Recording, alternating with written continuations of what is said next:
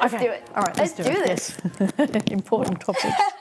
Caught. Hello, SB. How are you? It's so wonderful to have you back. Thank you. We're live again on the SB Perspectives podcast. We are. And we're back for episode number 2. Yes, after some amazing comments. It was some wonderful. really incredible feedback and comments.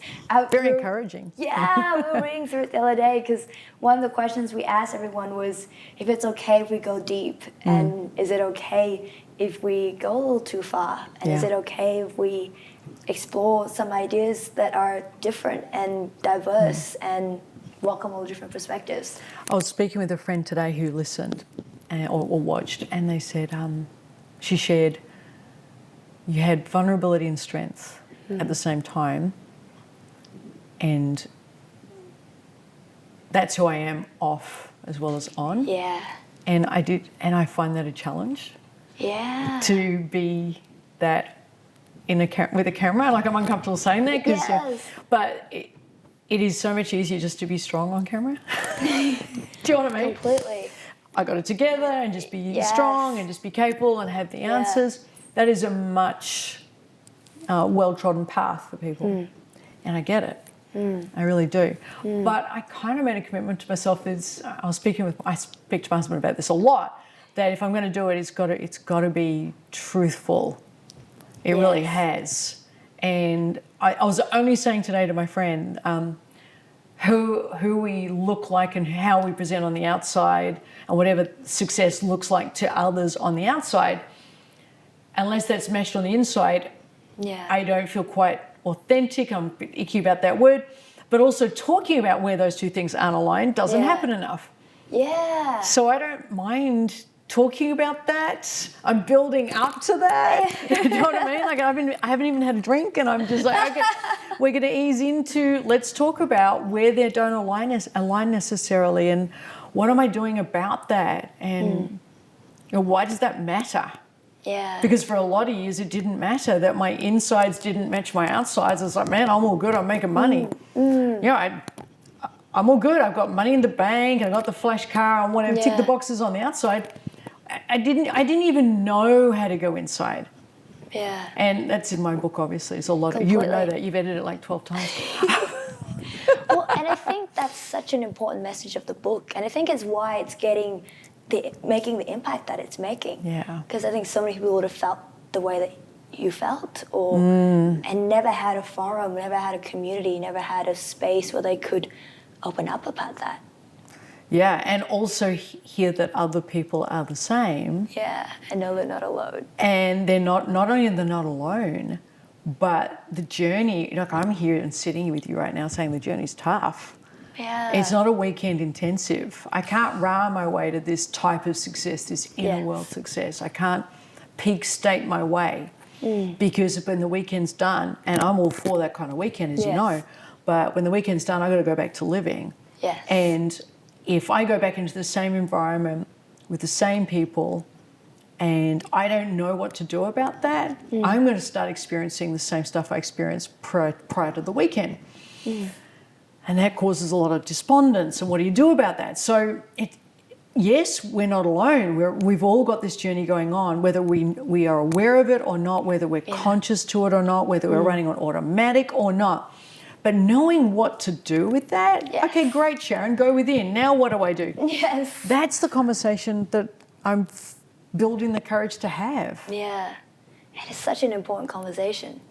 And one of the things, because one of the most common themes that were arising out of the comments and questions that we were asking, because we asked, what would people love to hear more about? And it's a lot more of that conversation. Really? It's more of that space of, great, I know we've heard some of these messages before, but what do I do about this? Good. Good. I'm so glad. I'm not the only freak in the room. Yeah. And I don't want to think. Do you know what I mean? Like I'm writing it. I'm like this trog that it's writing in the shadows, writing my book alone, not really knowing how that's being perceived. And it's really important to hear, yes, there's others who feel that way. Because writing is such a lonely, rewarding, like it's really, I could love it. I wouldn't have it any other way. Like, you know me, I geek out being alone for 12 hours a day writing. But then you go public on the ideas. Oh my God. okay. It's like putting the art out there, isn't it? Yeah. Like, here's my art. I've always Comment. wanted to say thank you. Oh, you're awesome. You know, like for the amount of vulnerability God, you so put awesome. in that book. I appreciate that. And to Thank put you. that out there. And Thank you. And I thank you for editing it 12 times. we did really good. We did really good. We did. Well, that's very validating that this is the conversation people want to have. Yeah. What else did people want to hear about? Well, I think, because then the next question that a lot of emailed in about was that, well, how did you do that? Okay, yeah. You know, how did you come to some of the incredible messages and themes you share in the book? Yeah. And almost a step before that, well, how did all of this start for you? You're in such an incredible Why did it space start now. for me? Yeah, why did it start? That's such a great question. Yeah. How is one question, but why? Why did I ever decide not to stay on automatic? Yeah. You know, there's a lot of comfort in TV every night and not thinking and having the same conversations over and over with people in your life who are near and dear and never challenging, well, is this the highest quality conversation? Is this the highest quality moment? And then the hard work in doing something about that because you're challenging a status quo. Yes. And one of the things I say in my book is, you know, you're probably on track when people around you are kind of bugged. Like, you've pissed off some people. Yes. You're probably on. And I don't. Please don't anyone hear that facetiously. That means you now aim to bug anyone. I'm not saying that.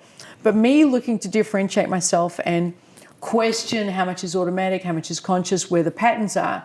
Not everyone's really content with that conversation.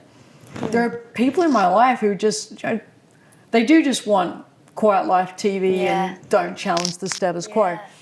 So it's uphill, downhill. Some of it's nice skiing. Yeah. And some of it's like you're sticking your crampons into the ground, scraping against the ice, thinking, where's the top of the hill? It's that all the time. And it can be both at the same time. Yeah. Because it's very energizing to see insights into how awake I can be as somebody in my life is like, well, I ain't digging this conversation, or really, that's how you see it. But I'm kind of like, well, yeah, I am. And I don't know if it's right yet. I don't know if it's taking in the right direction. But I want to stay awake to this because there could be something to it. And I'm okay if it's going to be misplaced later. But for now, unless we ask the bad ideas, we're not going to get to any good ones. So there's all of that going on at the same time. So how did you find the courage to do that? And so take us Well, courage is a huge assumption and gift.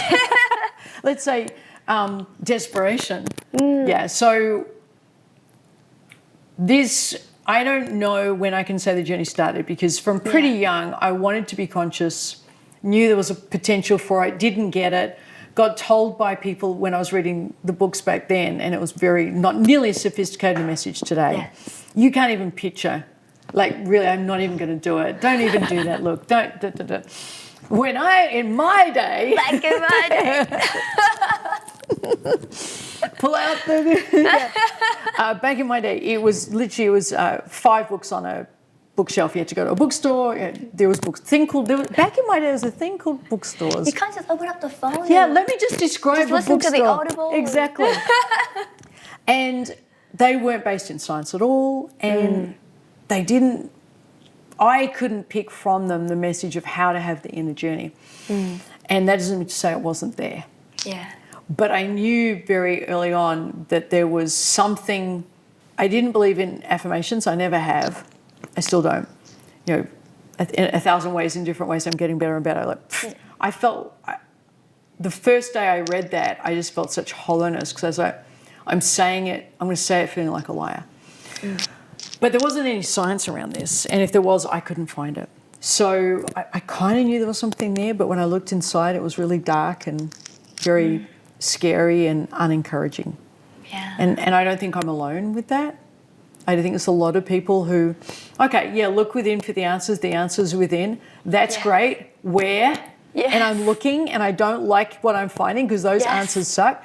That was a very familiar theme for me for a long time. Yeah. I remember reading that in the... You did? Yeah, in the opening chapter, and I just remember thinking, that is so true. Yeah. That is so true. Yeah. If I look inside and I don't like what I find, why would I look in there for the answers? What do I do now? What do I do? So it's much easier to keep the focus outside. So I did that. I really focused on the outside. And I did it in really unresourceful ways, and I did it in really resourceful ways. So going back, I won't even talk the number of years because we're literally probably your birth. So we're not going there. It would be that long ago. It was comparison to others. So I didn't know how to look within. So it was a very lonely time of comparing myself to other people and finding myself wanting and not liking myself more and more, because if I don't compare myself to my best self yesterday, I'm not improving. But I didn't know that. So I kept comparing myself to other people and seeing other people having a great life, thinking, why isn't it? It's just the uselessness of why isn't it happening for me, and what's wrong with me? And I can run that record. It's just the path to pain is paved with that. So I did that for a while, and that made me really bitter and lonely and isolated and sad and defeated. So I got really, I would say the word depression would be accurate. I had thoughts of suicide. I had thoughts of what's the point? I keep living this way and I don't know how to live any other way. I don't see any point. Like, I didn't get how to be different, and my gosh, there are ways to be different, but I didn't know that. So what was the point? Why keep going when this isn't giving me joy? It didn't give me joy yesterday. It didn't give me joy 10 years ago. I'm not doing this for another 10 years, but I don't see an alternative. And I'm the first to say I wasn't looking in the right places for the alternative, but I didn't know there was a good place to look. That there were right places I didn't know that. So I was just in this loop of my own self-perpetuating pain that I could justify and I could defend and I could explain and I could point out how it wasn't me, and I could do all of that. I had such an eloquence because I know I'm articulate. Well, I had the same level of being articulate. I could talk good back then and around my problem. So I could justify and defend and articulate why it wasn't working that didn't involve me changing, because I didn't have any language for me changing, and I didn't know what me changing could entail or what that would look like. So I just decided this is the way it was. I had a lot of illnesses. I was getting very badly diagnosed at the time, and I was getting diagnosed with stuff that meant radical medical treatments that just weren't going to gel with me and were going to make me worse because they were suppressing symptoms, not dealing with the cause. And I could tell it was all out of alignment with having any type of great life. I just didn't know how to get off the train. It was moving too fast. I was too committed. I had a lot of luggage. This train was loaded up with so many carts behind it. It was just dragging my luggage, my past and my story. So I didn't know how to slow down the train, didn't know how to get off the train, and didn't, because it was abandoning me. It would have been abandoning my story and what I was attached to and what I was connected to and what I thought was true. The exhaustion. And then it wasn't courage as much as, I don't know what the word for it was. I'll let you decide, or let the listener decide. But there came a moment where I just dug myself into such a ditch that I didn't know how to get out of the ditch. Like I literally just stood in the room. I've told this story before, and I stood in a room of my beautiful home and happily married and ticking boxes on the outside, and I was so miserable I couldn't move. I literally couldn't. I stood there for an hour because I'd done the housework, so there was nothing left to do to keep me busy and distracted from being miserable. That was done. I'd had another book rejected by another 40 or 50 publishers, so I just had to start another book. There was I have no idea. If I go that way, there's no point. If I go this way, I'll be defeated. If I go that way, I'll be judged. And if I go this way, I'll be mocked. And that's all in my head. None of that's necessarily happening, but that's how real it was to me. So, and I stood there and I thought, I don't know how to move right now because I have no idea what movement would cause me to do, and I can't keep doing more of the useless. I just reached the end of the road. I just can't do useless anymore. I just won't do another moment of useless. But I had no idea what to do instead. Thank you so much for sharing You're welcome. This is amazing. Because I'm sure there'll be some people who could relate I in so many do ways get to that that. feedback. But to have the strength to, for you to share is wonderful. Thank you. It's such a gift. Everyone's got stuff going on. No one's got it made. Everyone's getting hooked up and tangled up in some of their own mess from their past or whatever, and to ignore it or pretend it's not happening. No. And it also, I think, anyway, so I was stood there and it occurred to me, there are people in the world who are living amazing lives, who had much worse backgrounds than I did, like true trauma, and they're getting on with it and building this amazing life. And I don't know why that hadn't occurred to me 10 years, 20 years before that. It occurred to me then, and that's what happened. And then I thought, well, how? How the F are they doing that? When I can't even move from the back of this chair, I'm just stuck standing here. They're leading these lives and inspiring people and triumphing over their pain every single day. They're resetting and moving forward. How? When I can't even go to the kitchen to make a cup of tea, they're doing this? And then I ask myself, no, really, how? How? So that's not courage. That was just one decent question amongst a gloom of miserable questions. Like I could go for hours on the gloom and hours on the doom and what was wrong. But I just had one word. Yeah. How? How are they doing that? Like really, Sharon, how are they doing that?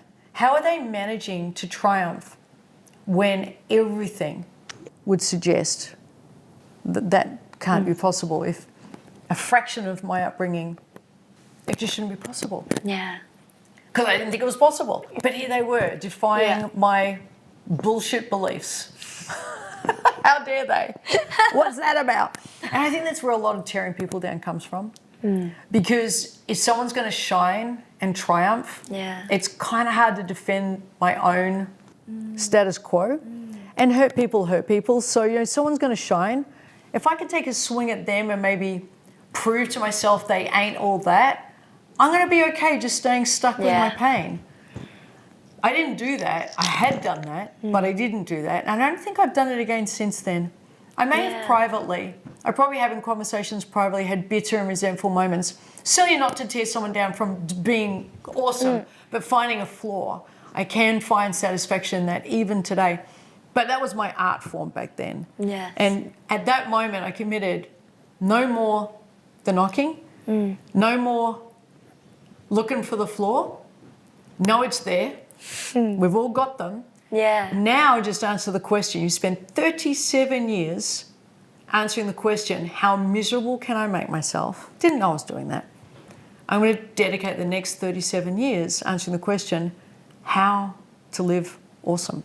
That's it. Just amazing. How?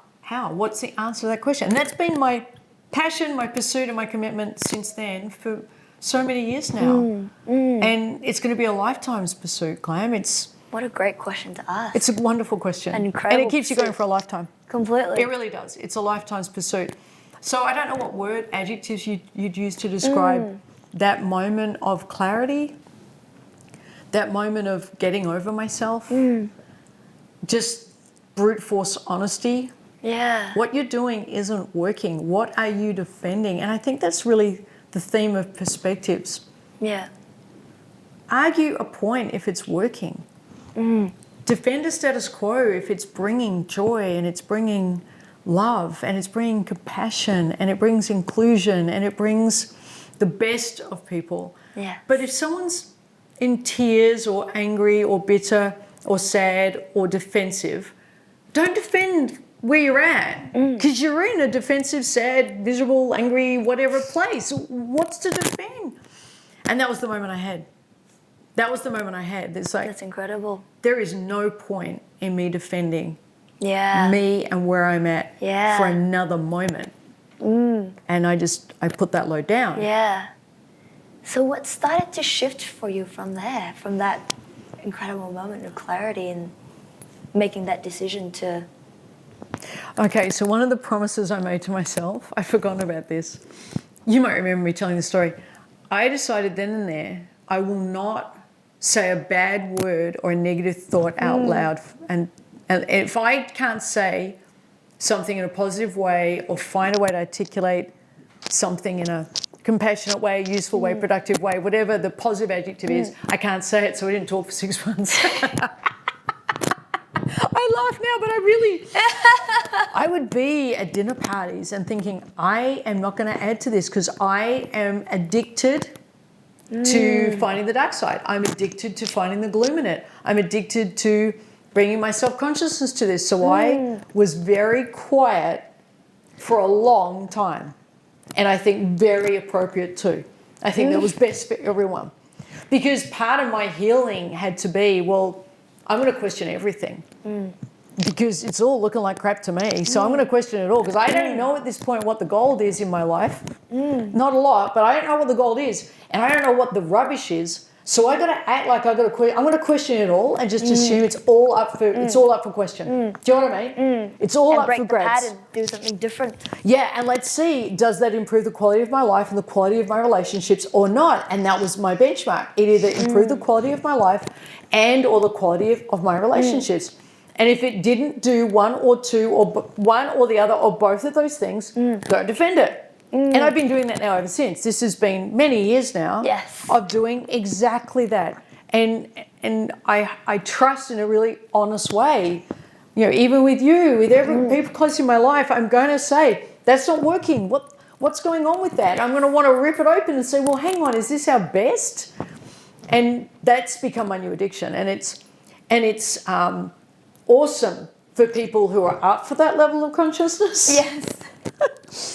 Shall I say? It's a little challenging for people who perhaps aren't used to. My husband describes it sometimes as confronting, that people find it confronting, that I'm going to want to unpack it and get to the essence of it and the real of it. Yeah. That's the only way I can say it, the real of it, as much as I can. Yeah. The good, the bad, the ugly. Yeah. And that's been my mission ever since. But what started it was, you're on a diet of saying good things. I have nothing to say. The second thing I did was one of the biggest challenges I had was I was very articulate in my head with my self-talk of what was wrong and dark in my life and clueless how to articulate anything positive. So that was saying, look inside. I looked inside and I could go, and this is no joke. I remember one night going for 4 hours when I should have been asleep. I had a lot of trouble sleeping back then. I have no trouble now. But I'd fill the time with just berating myself with everything that was wrong. And I went 4 hours straight till 2 a.m. berating myself on everything was wrong before I realised I was doing that. Wow. I didn't even know I was doing it. That's how automatic me and my personal drama had become. And that's nonsense. That's really ridiculous. That's self-harming. Yeah. What are you doing? What? And I realised at 2 a.m. or it was 2:30 a.m. I'm still doing this? Do something else. Think a nice thought. And nothing happened in my head. There was no nice thought. It was just silence. And of course the brain can't be silent. So it filled with more negative thought. And I started again. I couldn't believe it. I started watching my thoughts. Dark thought, negative thought, thought condemning myself, thought blaming someone, thought judging someone, making an excuse, what I've done wrong, how I've self-sabotaged. I could just bounce through. Yeah. I had chapters of this stuff. I had chapters. I could go all day and all night. I did. I went for years. There was no off button. There was no pause button. That's how I was wired. And there just came a point that night, maybe this could be different. Now this, you might hear this and go, well, princess. Like, really? But it wasn't like that to me. Oh, completely. No, it wasn't. That's the reality when you're... That was my reality. Yeah. It didn't occur to me until that moment I should question my self-talk. And viewers could be listening and going, well, of course you question your self-talk. It wasn't obvious to me. I didn't know. But I questioned it. And I realised, man, I am feeding myself rubbish, so surely rubbish has got to be coming out. Maybe my life is a reflection of my inner world. And that was the first glimmer I had of maybe I can change my inner world. I still didn't know how, but I thought, well, I can start, and I remember this moment distinctly. I can go for hours with negative self-talk. Hours. Proven it. How long can you go with positive? And I timed it. It was 8 seconds. 8 seconds of positive. I don't remember what it was, but that's all I could pull off. And I think that included a lot of ums and I don't knows. 8 seconds is a long time when you've never done it. okay, well, if I can go for 4 hours straight with negative self-talk, can I build up to 1 minute? 1 minute. I'm going to get emotional. I'm positive. And I did. I did 1 minute. Actually, I didn't. I did 30 seconds. And that was unbelievable. I did 30 seconds. And I didn't believe a word I said. I rock. No, I don't. And I'm timing myself. I didn't even have a phone back then. Like, I'm timing myself. A minute. Can't get to a minute, but I can do 30 seconds. I rock. No, I don't. I'm complete garbage. Yeah, but you could rock. Yeah, no, I don't. Any universe. Yeah, but what if you did? And this is literally, I argued with myself for 30 seconds. That was the most positive thing I'd done for myself in as long as I can remember, decades. 30 seconds down, 1 minute to go. So what I started doing was finding books that spoke kindly. I'd never done that. I'd read them and just like, that doesn't work. That doesn't work for me. I don't believe that. That's not going to be me. I don't relate to that. I don't know what they're talking about. You've got to be more advanced than that. That's just somebody who's been a Buddhist all their lives. I had so many ways to dismiss it.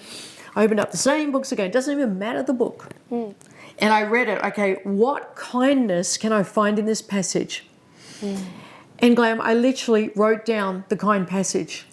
Yeah. I'd write it down, and I had these cards. You know what I mean? The old-fashioned. The post. Note cards. This is pre-post-it notes now. No, I'm kidding. We had post-it notes. Almost gotcha. You're thinking there was a time before post-it notes? The dinosaurs had post-it notes. But anyway, so I had these cards, and I would try to write, and just because I didn't have anything in me that was positive, I would write the kindest things I could find. And I wouldn't believe a word of them.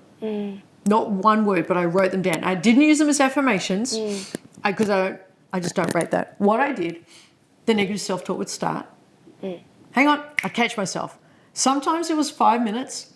My record was another 2 hours before I caught myself. Didn't matter. You caught yourself. Great. Okay, so this is an alternative. Doesn't matter you don't believe it, just learn the language. Yeah. Catch myself 10 minutes in. Pull out my card. Because back then there was no phones or anything to write this stuff on. It was old-fashioned writing. There's a thing called writing. This is too much fun for me. I was like... So I pulled out the note and I'd read it. Yeah, I don't believe any of it, doesn't matter. Just get familiar with the language. And I learnt words like compassion and kindness and patience and tolerance and self-acceptance. I didn't believe any of them. I was learning the language. That's incredible. I literally had to teach myself how to be kind. That's amazing. Can I share something super cool? Because I literally, I had a coach tell me the other day that that's what she's doing with the Ultimate You book. Wonderful. That's literally awesome. what she does. Because there's beautiful lines in there that you're right, you are enough, you're worthy. And she literally said, and I would open up the book and I would read that line and I would think, you're enough, no you're not. Yeah. You're worthy, no you're not. Yeah. But that's what she would do. She would open up the book and she would read it. And then little by little, she started to believe it a little bit more. How long did it take her, do you know? I think she's still doing it now, so there's she's still in the it fear. now. Yeah, she's in it right now. She's in it. Yeah. Good on her. It's amazing. Oh, I get that. Yeah. Oh, I get that. That's it, literally. Open the book. Doesn't matter. Don't even have to get it. You don't have to agree with it. Might never have said it before in your life. Just write it down. Yeah. So then I started a journal and I started doing the same thing. But in the beginning, it was just these cheat cards. So I'd have them in my handbag or in my back pocket. Yes. And maybe we should do something like that for our members. Yeah, I think we should. Yeah, definitely. like we'll take some lines out of the Ultimate You. Or better still, have them pull their lines. Yeah, pull their lines. And do photos of their... Yeah. Could be their phone these days or however they do it. That would be amazing. So if you're listening to this right now and you've got an amazing line that you go to all the time in the Ultimate You book, comment below if you're listening on iTunes or on Spotify or however it is you're connecting with us. Subscribe and comment below with what's your favorite line and we'll put that together. We'll put together some of those cards. If you don't know a favorite line, open the book. Open the book. And look at it from the perspective of, I want to find some kindness here. Yeah. I want to find some compassion here. I don't necessarily believe it. I don't necessarily get it. I want to write it down. It might not even be a favourite. It might just be, that's nonsense. But I get that needs to be me. Yes. Because that's where I began. That's nonsense, but I know that needs to be me. And so I don't mind where people start. Yeah. That's a great idea. Yeah, it's a really great idea. Make sure you share with me though. Yeah, absolutely, I will. And we'll make sure we put the link for you guys to get the book into the show notes as well. So I believe it's ultimateyouquest.com/book is where you can go to get that. Are you looking at me for the website? I'm looking at Woody. Oh, it's amazing. Yeah, that's a great idea. It's incredible. That's where I began. And I love that that's what members are doing. Yeah. That's so great. So I began with that. Yeah. And all I was doing was learning to interrupt my negative self-talk and start replacing it with other language and start building up a vocabulary of kindness. And I just kept building it up, and it was so foreign to me. And I was telling myself, of course, this is a waste of time. It's not worth doing. Nothing's going to happen. Nothing's working. I'm wasting my time. Because, of course, that was my addiction. And then what happened was, then the next part was, you know this bit, the effing rock. Yep. Yeah. So I am moved by strong language. May as well, if you're going to know me, know that that's part of me. And you're welcome to give me feedback on ladies don't swear, and I'm still going to do it. Because I'm still a lady and I still swear. That is who I am, and I'm not changing that or hiding it, because that would be really weird. Anyway, so I effing rock. So you can edit it if you want, but for the adult viewer at home, I fucking rock. I said that today, like, yeah, well, good. I wrote that down shaking, crying, and thinking that is BS. There is nothing about those 3 words. 3 words that is true. Not any of it. Who cares who you are? Fucking, don't even overstate things. You don't get to feel passionate about anything. Rock? Oh, for goodness sake. Like I could break down the whole thing for 3 hours and tell you how it was wrong. And I wrote it down knowing I needed something to shake. The reason for the effing, I needed to shake myself. Like, I rock? Nah. I needed to shake myself out of the ineptitude, the laziness. It's not quite laziness, the ineffectiveness. I was so ineffective at waking myself up. I can't say it was laziness because I was committed, but I was so bad at it. I needed something that was going to jar me and remind me that I'm counter my current status quo. So the word fucking meant that to me. It was counter to my status quo of trying to fit in and compare myself to others and be approved of and be nice. And oh my God, I literally was driving myself insane. So fuck it, man, I fucking rock. I didn't say it like that back then. I was like, I think maybe if it's okay, I don't want to be a bother to anyone, and please don't. No, there's nothing here. Why would anyone listen to me anyway? That's how I crept up on those words back then. So I wrote it down and I had it by my bed. And every time I woke up, I had to read those words and say those words. Now, the reason I had to have them there, Glam, and you might remember this story, is because I couldn't remember the words. And I laugh and I cry. I couldn't remember 3 words. You fucking rock. I'd wake up and I'd start the negative self-talk. I'd start beating up on myself. I should kill myself. What is the point? I don't know why I'm going on. This isn't working. There's 3 words. Oh my God, that's right. And I couldn't get out of bed until I said those words. So I'd lay there going, there's 3 words I'm meant to be saying. What are those words? And I couldn't remember them. Pick up the fucking card. I fucking rock. And what I'd have to do is this. I'd have to jump out of bed at the moment I said the words, because fraction of a second later, no, you don't. And all the okay, so I'd time it. I fucking rock. I jump. And I did that for every day, all day.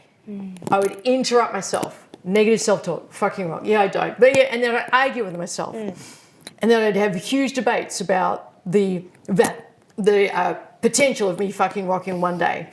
And I'd have huge arguments with myself about what if I already had and always had rocked and had realised it. And that was a whole wonderful philosophical argument, because then I'd wasted years. So I get to beat up on myself some more. I didn't even know if this was going to work. But I did it because I was so desperate. So it's not courage, it was desperation. And at the 2nd week mark, I remember I woke up and the first words in my head, I fucking rock. And I jumped out of bed before it all fell to pieces, because I knew what was coming next. And I got out of bed and I said out loud to myself, I fucking rock. And the inner voice shut up for like 10 seconds. And I'd never had that. I didn't know what that was. I was like, okay, I'm meant to now tell myself. And then it didn't happen. And then my next thought was, what if I do?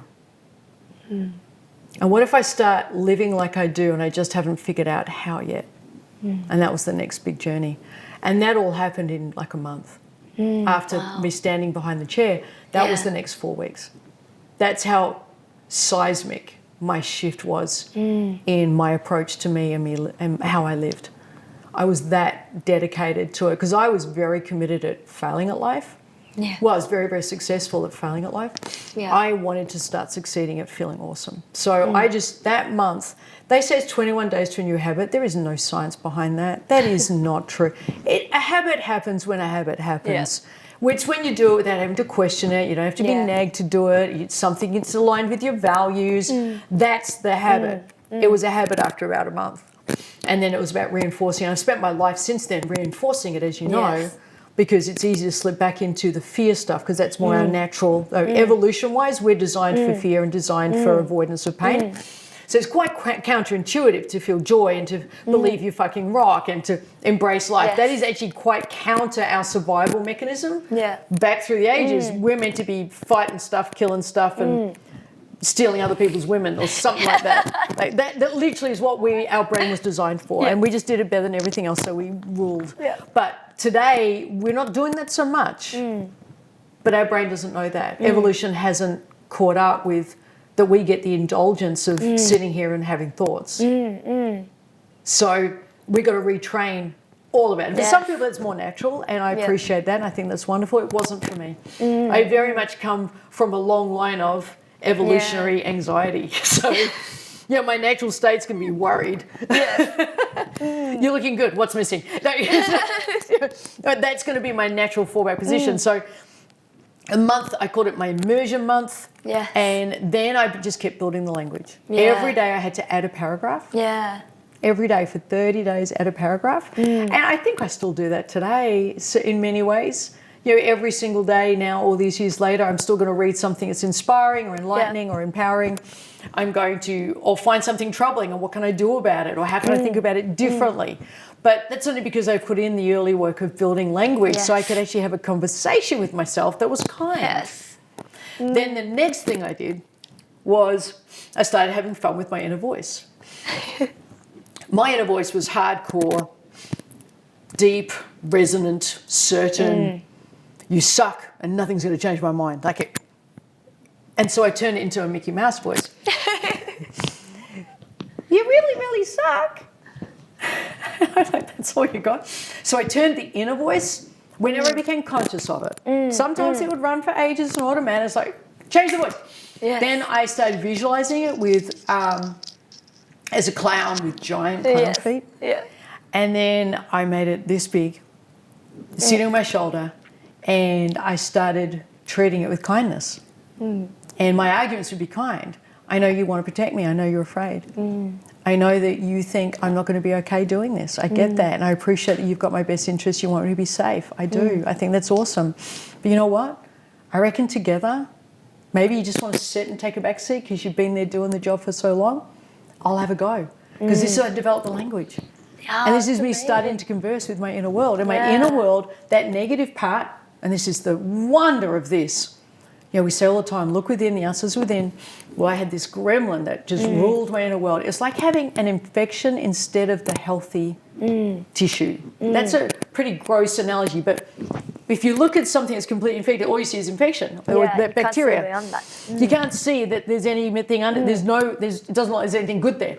Clear out the infection. It's all good. It's all good tissue. Well, I was just infected with this virus of my gremlin, the little clown voice, and when I made him little, sit on my shoulder, and then I invented on the other shoulder the I fucking rock version of me, and they would duke it out. And this one I just kept getting bigger. But never to bully. You got to be kind because it's part of me as well. And you guys argue it out while I do it. So You guys figure it out, and I'm going to go learn how to become a coach. I love that. Yeah. You guys worry, and you try and convince them not to worry, and I'm going to go do my first coaching session, shaking and dry heaving before the session starts. And you guys go have a debate about the merits of me living at home and never leaving the house and watching TV. And you know what? I'm going to go do my first speech. Yeah. And I just crept up on the goals and what I wanted from life, and it's got bigger and bigger and bigger over time. That's, I probably fast forwarded a bit to get to my first speech, but that's how I did it. That's the detail and the effort. And that's not all of it. That just got me out of my funk. Yeah. Well, I love that you're sharing all of these details, because I don't think I've ever had an opportunity to hear your story and to that level of detail before and that level of vulnerability before. I hope it's helpful. I don't think I've ever unpacked it with this amount of time, the luxury of a podcast to have the time to unpack it and fully express what it meant and to say, just so we're definitive here, it was tough. Yeah. And it would have been easy to have stopped and go back to automatic. Yeah, to go back to automatic. It would have been comforting to have thought it was all a waste of time, this is as good as it is for everybody, and everybody's just lying. Yeah. That would have been the cheapest way out of the whole thing. But, the hardest date I ever had was with my gremlin saying, you need to chill, Buster. You need to tone this shit down, because I'm going to figure out if I really, I suspect here, I'm talking to my little clown fellow who's really gone on holiday, but I'm going to have a little chat with you, and it's going to go something like this. I suspect I fucking rock, just so we're clear. I don't know if it's true yet. I suspect it is. I want to figure out if it is. And with or without you, that's what I'm going to be doing. But I'd love if it could be with you in some way, if you can just keep me safe from actual danger and help me learn about what to do with my pain. And you can come on the journey if you're going to support my endeavors and explore different aspects of myself, because the way we've been hanging out, it ain't getting me to fucking rock. And I had conversations like that. So a lot of self-talk, which, as I'm saying, it seems very self-indulgent, but necessary, because completely. I was reading books, Look Within. I didn't know where to look, and this was the beginning of managing me. Yes. And self-regulating me and self-comforting me. That's the beginning. Yeah. And I think it's such a shame that internal journey sometimes get the label of being self-indulgent. It gets a label of being selfish. True. Because then I think it stops people from healing. Yeah. And it stops them from doing the journey. Yeah, from having a go at all at the journey. Well said. And it's incredible hearing that, you breaking it down to that level of detail and seeing the correlation now, all these years later, as you've grown and taken incredible actions and built incredible communities and courses and programs and books, and because that's what our coaches do now. Yeah. I could see you. And they do it for their clients, they do it for themselves, they do it in their families. Yeah. It's all got to start with the consciousness. Completely. Because it's now translated into how we train our coaches to coach. It does. And how to have kind conversations with their own self-talk. To not argue with it, but to have a kind conversation with it and acknowledge it. Yeah. It's translated into, I remember in our Ultimate You Quest group where, when the members go through the 12 weeks and you set them up with the challenges to break some of those old patterns, and they'll share, and it's that journey. They'll share that, right? So I've just watched this video with Sharon, and this is the challenge, and I'm having a go at it. And so many of them would even say, I've been sitting here writing this post, and I keep hitting delete, and and I've been editing this post all night. All night. And they'll hit send, and I hear it in audiences all the time. Yes. And I think part of the reason I want to share this, and thank you for asking, is I would have loved to have known someone that perhaps I was admiring for their outside success, their external success, to know the journey. Had their journey. Yeah. And it's not just to make me more relatable, it's, I wouldn't like anyone to come up to me, you're so much more relatable now because I heard your stories. Like, no, see me as the human I am. The humanity in me is the same as everybody's. How we get to where we're heading, it's a rough ride. It isn't always smooth sailing. It can't be for anyone. And to imagine that of someone is to delude ourselves. That anyone has achieved or attained any version of out there success that hasn't had an inner road they've needed to deal with.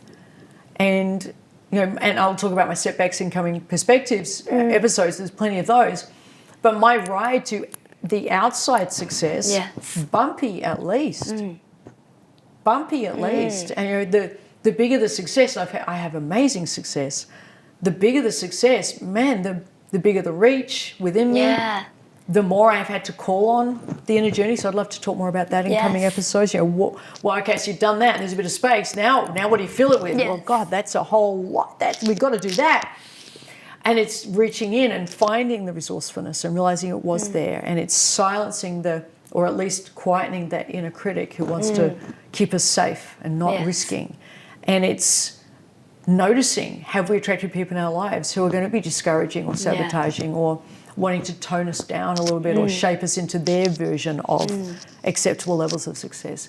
It's being tuned into, okay, what am I tuning into within here that's going to move me in that direction?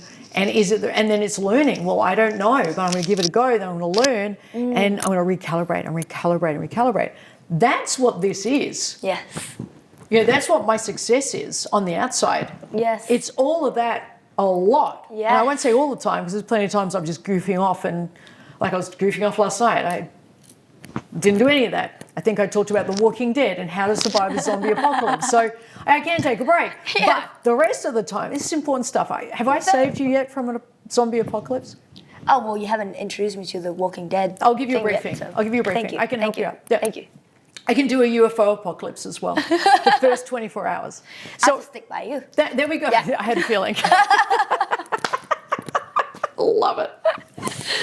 I love it. So that's what it is, though. Anytime we're attaining something that is bigger than imagination or dares to challenge what we perceived was possible, man, there's scraped nails and scraped knuckles and cleaning off the scraping on the beautiful clothes. It's a lot of that. And we need more of those conversations. Because it's a soft underbelly. And I am a pretty tough person, as you know. So are you.